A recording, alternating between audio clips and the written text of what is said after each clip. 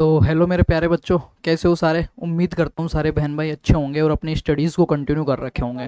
तो जो अपनी BSc agriculture third semester I mean second year का जो फर्स्ट सेमेस्टर, उसमें जो आपके सब्जेक्ट चल रहे हैं HORT 211 production technology for vegetables and spices जो हॉर्टिकल्चर का आपके पार्ट चल रहा है, उसका उम्मीद करता हूँ इससे पहले 3 लेक्चर आपने देखे होंगे, सेशंस को एंजॉय किया होगा और क्लियर किया होगा।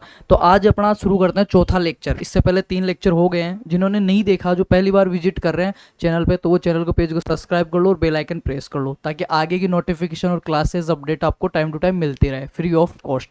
और जिन्होंने 3 नहीं देखा है तो डिस्क्रिप्शन में लिंक है, जाके तीनों क्लासेस देख लें। फोर्थ क्लास आज शुरू करते हैं अपन। तो सिलेबस में देखते हैं फोर्थ पे क्या है आपके, production technology for vegetable and spices. Topic third तक हमने कर लिया था, types of vegetables, gardening with special reference to kitchen gardening. ये वाला टॉपिक मैंने करवा दिया बहुत अच्छे से। इसके बाद में आज जो अपने को देखना है फोर्थ टॉपिक, इसमें कोई स्पेशली टॉपिक नहीं दिया हुआ। जो नीचे के भाई टोटल 13 टॉपिक है, तो जो फोर्थ जो टॉपिक है ना आपका, जो नीचे के बच रहे हैं ना, इन टॉपिक्स के बारे में विवरण दिया हुआ है कि इनके बारे में पढ़ना क्या क्या अपने को। हॉर्टिकल्चर में भी ठीक है, वेजिटेबल्स एंड स्पाइसेस अपने को पढ़ना है। वेजिटेबल सब्जियों के अंदर कौन कौन सी सब्जियां पढ़नी है और उनमें क्या क्या क्रियाएं अपने को स्पेशली रेफरेंस देके बताया हुआ है कि क्या क्या चीज़ें पढ़नी है। और स्पाइसेस के अंदर मसाले वाली जो है उनमें क्या क्या पढ़ना है वो चीज़ बताई हुई है। तो देखते हैं फोर्थ नंबर पे टॉपिक आपका। फोर्थ तो ये रहा।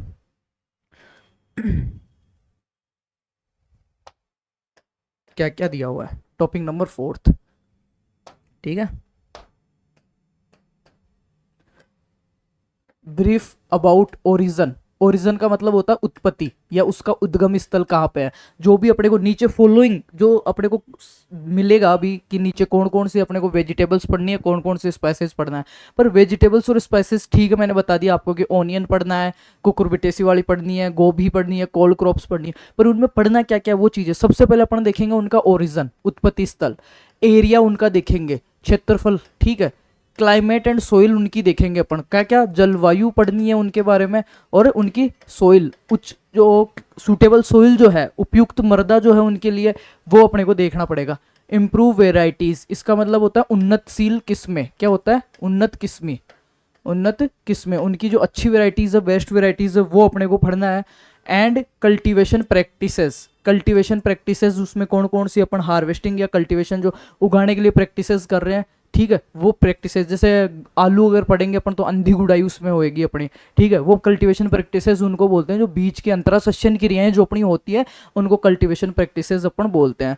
सच a time such as a time and methods of sowing, methods of sowing, बुआई की जो विधियां हैं। भाई देखो, अब मैंने बताया था कुछ फसलें ऐसी हैं जिनको सीधा रोपण करके, जो फर्स्ट ही अपना टॉपिक था क्लासिफिकेशन ऑफ वेजिटेबल्स, सब्जियों का वर्गीकरण, तो उसमें मैंने 8 प्रकार का क्लासिफिकेशन बताया था वेजिटेबल्स का। एक तो बताया था बोटेनिकल क्लासिफिकेशन ऑफ वेजिटेबल्स, जिनमें हमने फैमिली प्लस उनके बोटनिकल नेम ये चीज़ देखी थी। सेकंड जो अपना क्लासिफिकेशन था वेजिटेबल्स का, उसमें हमने देखा था कि अम्लीयता लवणीयता के आधार पे, है ना, सीधी काम में लेने वाली पत्ते वाली सब्जियां, गांठ वाली सब्जियां, जड़ वाली सब्जियां, ये चीज़ें हमने देखी थी क्लासिफिकेशन के अंदर। एक बीजपत्री, द्विबीजपत्री, लवण सहनशील, अम्ल सहनशील, वो चीज़ें। तो उनमें से ही है अपना मेथड्स ऑफ सोविंग और ट्रांसप्लांटिंग। ट्रांसप्लांटिंग कौन सी पौध वाली है, पौध करते हैं, कितनी उम्र की पौध होनी चाहिए, कितने दिन की पौध होनी चाहिए, कितने दिन पे उसको लगाना चाहिए, कितने दिन में तैयार होगी, कौन सी विधि से पौध करेंगे, वो सारी चीज़ इसमें आएंगी। Transplanting techniques, planting distance and fertiliser. Planting distance बोलते हैं R/P को, किसको बोलते हैं? रो इंटू रो और प्लांट इंटू प्लांट, अपने को कितनी दूरी रखनी है उसको बोलते हैं। 1 सेकेंड। हेलो केस, हाँ, मैं,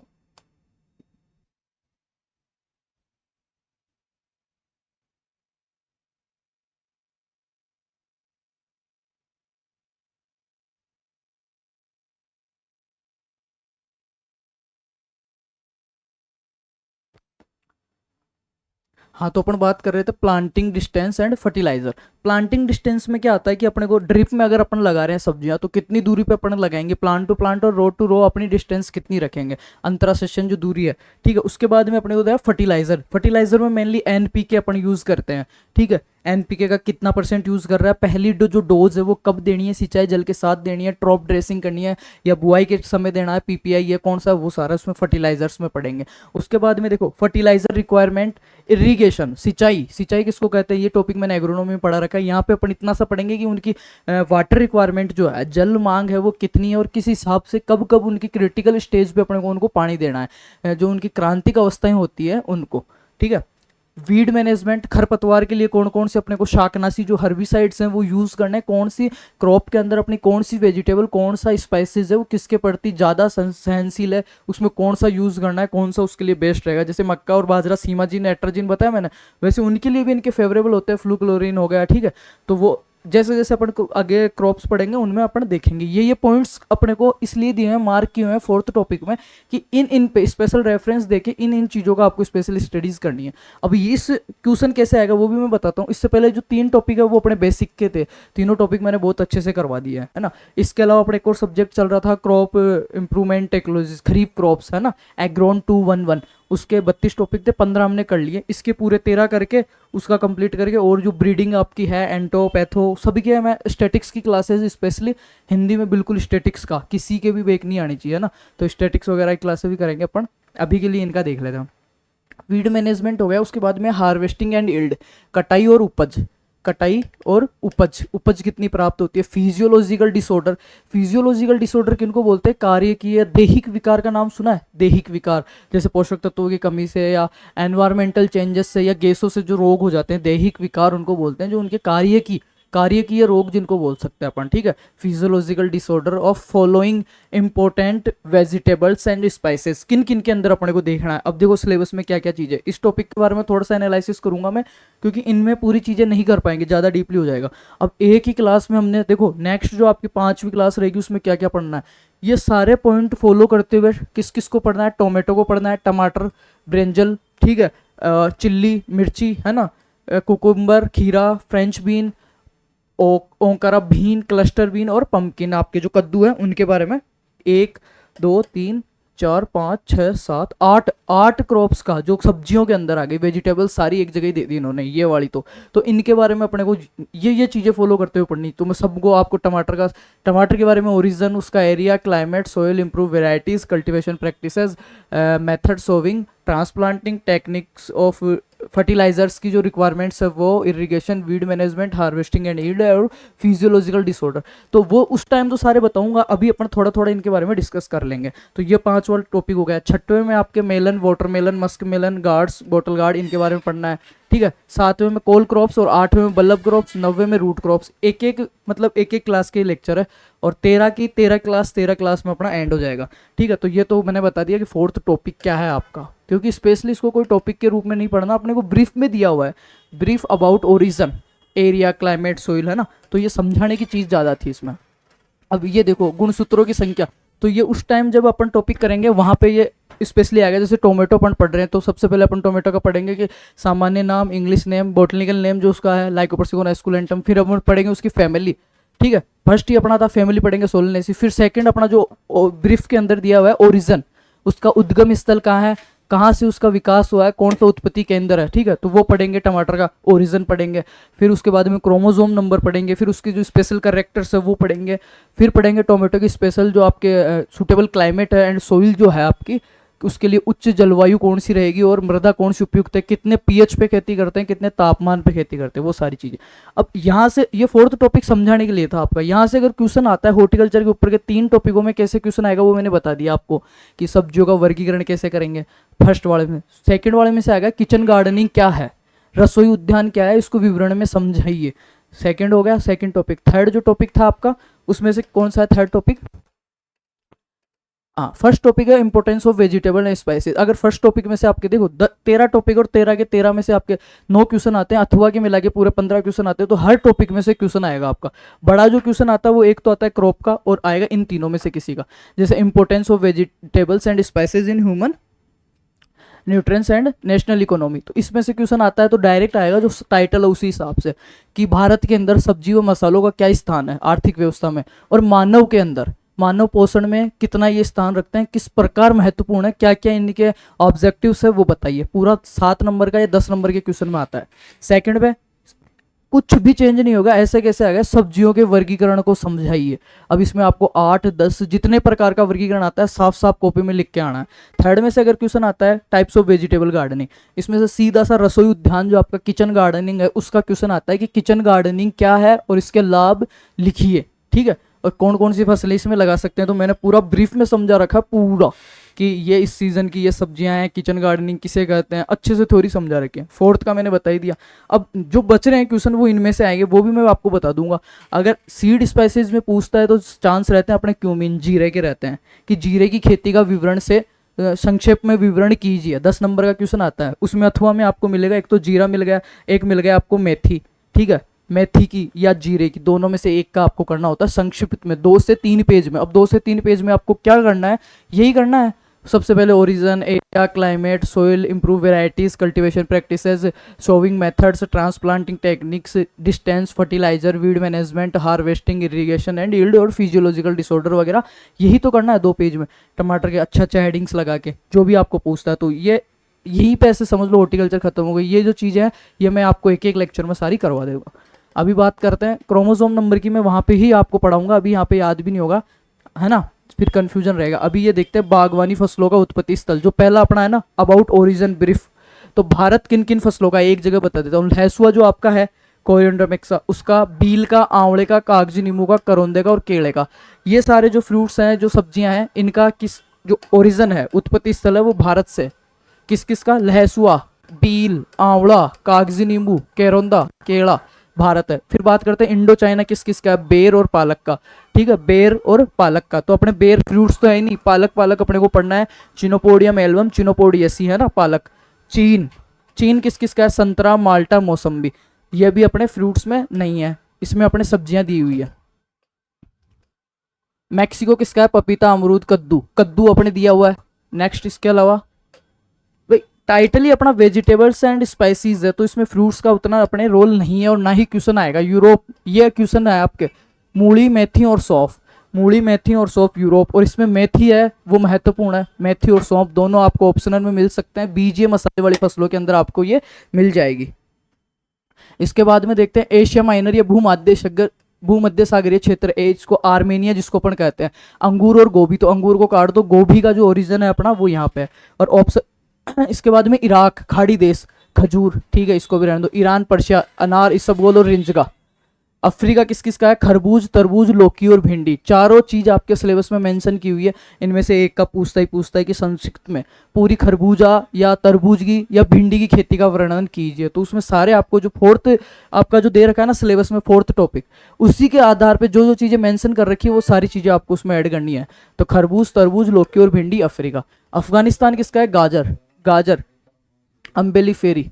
अफगानिस्तान, उष्ण अमेरिका, आलू, टमाटर, मिर्ची। मध्य एशिया किसका, प्याज और लहसुन, दोनों दिए हुए हैं। अब देखते हैं बागवानी फसलों के ये जो नाम दिए हुए हैं ना, वो फलों का राजा आम, ये सबको पता है। फलों की रानी मैंगोस्टीन या लीची कहलाती है। उपोष्ण फलों का रानी लीची और शीतोष्ण फलों का राजा सेव। शीतोष्ण मतलब टेम्परेट, सर्दियों वाले, जम्मू एंड कश्मीर, श्रीनगर, उस एरिया में जो होते हैं वहां का फलों का राजा कौन हो गया, सेव हो गया। और शुष्क फलों का राजा अपने सूखे का, राजस्थान वाले का बेर हो गया, बेर, ठीक है। गरीब का फल बेर और कटहल, दो दिया, इसमें बेर को कहते हैं। गरीब का सेव बेर को बोलते हैं। एप्पल ऑफ पैराडाइज, स्वर्ग का पेड़ अमरूद को बोलते हैं। उष्ण फलों का सेब अमरूद को बोलते हैं। उष्ण फलों का सेब अमरूद को कहते हैं। एडमिस फिग किसको बोलते हैं, केले को। मक्खन फल या बटर फ्रूट बोलते हैं एवोकाडो को। और चीन का मिरेकल फ्रूट, ये कीवी को बोलते हैं। कीवी फ्रूट देखा आपने, जब प्लेटलेट्स वगैरह डाउन हो जाती है, चिकनगुनिया या आपके कुछ डेंगू वेंगू का लक्षण दिखाई देते हैं, तो डॉक्टर सजेस्ट करते हैं अपने को कीवी खाना। तो वो बहुत महंगा आता है कीवी, ठीक है। उसको क्या बोलते हैं, चीन का चमत्कारी फल, मिरेकल फ्रूट ऑफ चीन, है ना, कीवी को। भगवान का भोजन कोकोवा। स्वर्ग का पेड़ नारियल, ट्री ऑफ हेवन, नारियल को जाना जाता है इस नाम से। ये जो क्वेश्चन आपके जो पार्ट ए आता है, ऑप्शनल जो आपके आता है, उसके अंदर आपको न्यू टाइप में आपको ये मिलेंगे। नट फसलों का राजा अखरोट, नट फसलों की रानी मूंगफली, मूंगफली आपके उसमें जो क्रॉप प्रोडक्शन टेक्नोलॉजी, खरीफ क्रॉप्स है उसमें महत्वपूर्ण फसल है। और मूंगफली का जो कीट है, ठीक है, उनमें सफेद लट और दीमक, ओडेंटोटर्मिस अबेसस और होलोट्रेकिया कॉन्सेनगुनिया, ये दोनों सबसे महत्वपूर्ण है। इनका कंट्रोल भी याद रखना है ना। उसके बाद में अपना आता है मसालों का राजा, काली मिर्च और मसालों की रानी छोटी इलायची। सब्जियों का राजा आलू, तो आलू भी बहुत महत्वपूर्ण है। पहला टॉपिक में importance of vegetables in human nutrients, तो आलू के अंदर फैट, वसा, प्रोटीन, ये तीनों चीज सस्ती है सबसे और सबसे उपलब्ध वाली है। इससे क्वेश्चन आता है कि 1845 आयरलैंड में अकाल आलू में फचेती जुलसा, फचेती से मैंने बताया था फाइटोप्थेरा इन्फेंटिस, फाइटोप्थेरा फैसे फचेती और फैसे फाइटोप्थेरा, कवक से होता है फाइटोप्थेरा इन्फेंटिस, याद रहेगा सबको। उसके बाद में था सब्जियों की रानी भिंडी, लेडी फिंगर, महत्वपूर्ण है। सब्जियों का मांस या वेजिटेबल मीट किसको बोलते हैं, चवड़ा या लोबिया को बोलते हैं। एग प्लांट अपन बैंगन को बोलते हैं, ठीक है। ये दैहिक विकार वाला, अभी ये यहाँ पे भी मैं आपको बता सकता हूँ, बाकी वहाँ पे अपन पूरा इसको विवरण से पढ़ेंगे जहाँ पे अपन फसलें करेंगे ना, जैसे टोमेटो पढ़ रहे हैं या फिर अपन पोटैटो पढ़ रहे हैं, वहाँ पे एक बार इनको देख लेते हैं, ताकि दोबारा जब आप ये सेम चीज़ें सुनोगे, स्क्रीन पे देखोगे ना, तो आपको ज़्यादा चांस होते हैं कि याद रहे एग्जाम टाइम तक। बाकी थ्योरी पेपर के लिए मेरे को पता है कितनी तैयारी करते हो, वन नाइट फाइट करते हो आप, पहले वाले दिन पीडीएफ मंगाओगे कहीं से, फिर फाइट करोगे, और उसमें इतना ही चांस रहता है कि हाँ पेपर क्लियर होता है आपके। बस 28 नंबर लाने होते हैं, किसी के 31 आ रहे, 32 आ रहे, इससे ज़्यादा नहीं आते। एक रात में इतना ही दिमाग चलता है, इससे ज़्यादा चलता तो आप बायोलॉजी लेते और एमबीबीएस करते, ना कि एग्रीकल्चर से बीएससी, है ना। तो नींबू व आम में छोटी पत्ती, ये फल फ्रूट्स के हैं, अपने इस सिलेबस में नहीं है, बट अगर तैयारी कर रहे हो एग्रीकल्चर के हो आपको पता होना चाहिए। सारे क्या है, फिजियोलॉजिकल डिसऑर्डर है, दैहिक विकार, कार्य की विकार जिनको बोलते हैं। तो नींबू में व आम में जो लिटिल लीफ होता है वो जिंक की कमी से होता है। नेक्स्ट देखते हैं आम व आंवला। आंवला आपके दिया हुआ है आंतरिक उत्तक्ष, इंटरनल नेक्रोसिस, अंदर से गलने लगता है, सड़ने लगता है, वो किससे होता है, बोरोन की कमी से होता है। अनार व टमाटर फलों का फटना, बोरोन की कमी से, फलों का जो फटना है वो बोरोन की कमी से होगा। अंगूर में मुर्गी व चूजा, हैन एंड चिक जो रोग होता है वो बोरोन की कमी से होता है। बोरोन बहुत महत्वपूर्ण है ना। बाकी बोरोन अगतिशील तत्वों में आता है आपके। मूली का स्वाद खराब होना बोरोन की कमी से, ये महत्वपूर्ण है। फूल गोभी में भूरा सड़न, ब्राउनिंग। अब देखो रिसीनेस, फ्यूजिनेस, फफिनेस, होलोस्टेम, ये सारे किसके, फूल गोभी के रोग है। फूल गोभी में मैंने बताया था दही, फूल जैसा खाने योग्य भाग कर्ड, उसमें हेड है ना। तो ब्राउनिंग बोरोन की कमी से होता है। जबकि व्हीपटेल जो होता है वो किससे होता है, व्हीपटेल, व्हीपटेल रोग, ये मेरे को सारे कमेंट करके बताना, मैंने 100 बार रटवा दिया आपको व्हीपटेल। इसमें कंफ्यूजन होता है कमी और अधिकता के अंदर, ठीक है। तो कमी से होता है, पर किसकी कमी से होता है, ठीक है। आम में ब्लैक टिप रोग होता है, बोरोन की कमी व ईंट भट्टों व चिमनी से निकलने वाले धुआं, SO2 और NO2 जो गैस है प्रदूषण के कारण होता है। नींबू के फलों का सख्त होना है, फलों का कठोर होना, तो ये जो रोग है वो बोरोन की कमी से होगा। नींबू में डाइबेक, तांबे की कमी से, कॉपर की कमी से। नींबू में एंथ्रेक्स, कॉपर की कमी से। नींबू वर्गीय में रोजेट व गैमोसिस। गैमोसिस और रोजेट रोग क्या होता है, जड़ों से। गैमोसिस रोग वो है जिसमें गूंद जैसा पदार्थ निकलने लगता है। इसका उपचार ये सीजन जो स्टार्ट होता है उससे पहले नींबू की जड़ों की अपन खुदाई करते हैं, और किसी यंत्र से उसकी जड़ों में जो जाड़ बन जाता है ना उसको काटना वगैरह, ठीक है। नींबू में पत्ती धब्बा, लीफ स्पॉट, मोलिबिडेनम की कमी से होता है। फूल गोभी में व्हीपटेल, ये आ गया मोलिबिडेनम की कमी से, ठीक है। फूल गोभी में व्हीपटेल मोलिबिडेनम की कमी से होता है। खीरे में क्लैक्स एंड, खीरे में पिलो रोग, खीरा आपके दिया हुआ है, तरबूज आपके दिया हुआ है, और इसके अलावा खरबूज भी आपके है सिलेबस में। खीरे के अंदर पीलो रोग जो होता है वो होता है कैल्शियम की कमी से। अंगूर में क्लैक्स एंड रोट, कैल्शियम की कमी से। टमाटर का जो BER, ब्लोसम एंड रोट जो रोग है टमाटर का, महत्वपूर्ण है। टमाटर की फसल सबसे ब्रीफ में आपके दी हुई है, कम से कम 4 पेज के अंदर पूरा विवरण है टमाटर का, तो वो सारा डीपली अपन पढ़ेंगे।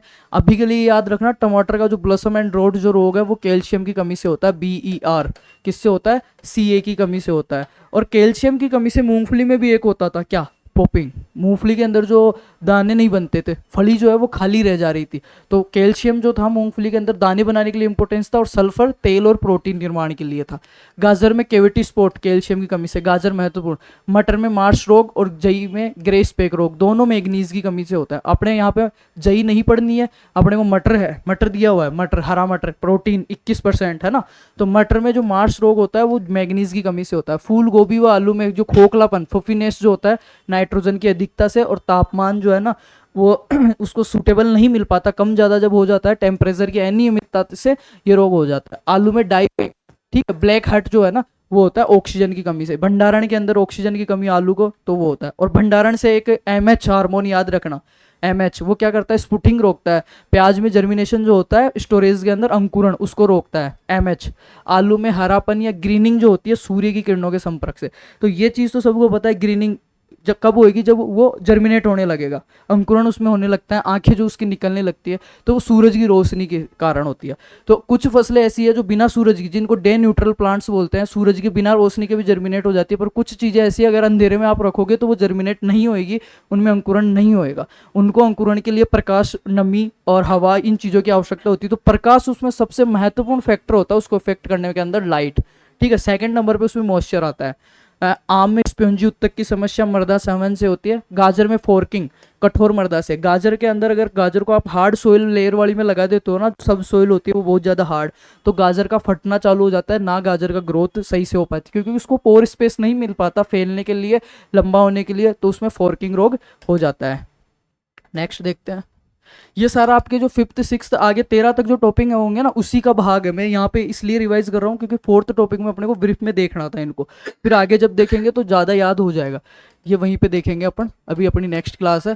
ठीक है, तो 4th टॉपिक सबको समझ में आया होगा। बात 5th और अब 13 टॉपिक है, तो बहुत जल्द 13 टॉपिक करेंगे। इससे पहले तीनों टॉपिक सबके क्लियर हो गए होंगे, और उस सब्जेक्ट के 15 टॉपिक भी हो गए होंगे। तो बहुत जल्द नेक्स्ट सब्जेक्ट कौन सा करवाना वो आप मेरे को बताएं। बाकी सभी को बहुत बहुत धन्यवाद, थैंक यू सो मच। पढ़ाई करते रहो, स्वस्थ रहे, खुद का ध्यान रखें। ठीक है।